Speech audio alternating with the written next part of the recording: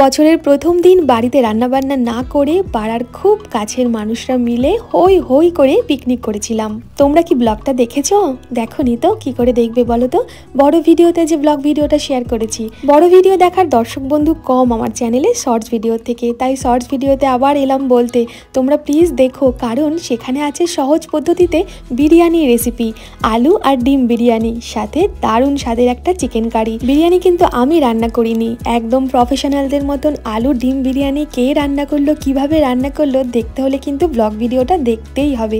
আর এই ছোট ছোট বন্ধুরা কারা সেগুলো দেখতে হলে কিন্তু অবশ্যই তোমরা এই ভিডিওর নিচে প্লে বাটন লিঙ্কে ক্লিক করে বড় ভিডিওটা দেখো। আর অবশ্যই কমেন্ট করে জানিও রেসিপিগুলো কেমন লাগলো, আমাদের পিকনিকের ভিডিওটা কেমন লাগলো। ভীষণ আনন্দ করেছি আর আয়েশ করে চিকেন কারির সাথে বিরিয়ানিটা খেয়েছি। নিজে হাতে রান্না করলে হয়তো খেতে পারতাম না, তাই মাঝে মধ্যে এরকম একটা আধটা পিকনিকের জীবনে দরকার আছে।